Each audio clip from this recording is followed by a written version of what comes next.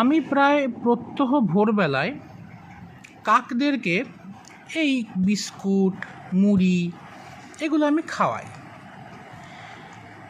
তাদেরকে খাওয়াতে গিয়ে আমি যতটুকু পর্যবেক্ষণ করে দেখেছি যে একটা কাক কখনো এসে একা সব কিছু খায় না।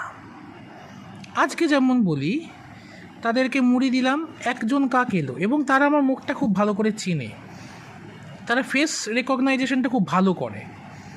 একটা কাক এলো, এসে সে কিন্তু নিজে থেকে নেমে খেলো না। আমি দূরে দাঁড়িয়ে বিষয়টা দেখছিলাম যে সে কিন্তু নিজে থেকে নেমে কিন্তু খেলো না।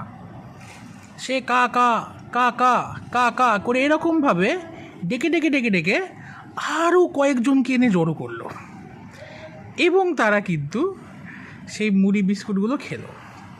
অর্থাৎ যে গুণটা আমি এই কাক সম্প্রদায়ের মধ্যে দেখলাম সেটা হলো একতা।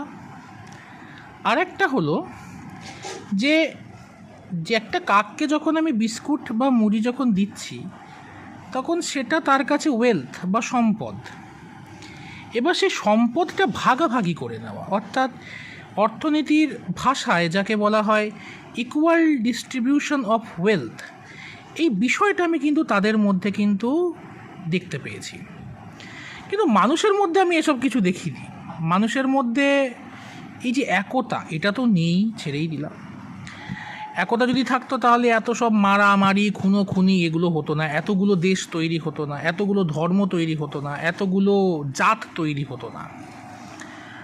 আর একটা বিষয় সেটা হচ্ছে এই ইকুয়াল ডিস্ট্রিবিউশন অফ ওয়েলথ, এটা মানুষের মধ্যে নাই, একদমই নেই। তাহলে কিন্তু এরকম ধনী দরিদ্র তৈরি হতো না, গরিব মানুষ আরও গরিব হয়ে যেত না এবং যে বড় লোক সে আরও বড় লোক হয়ে যেত না।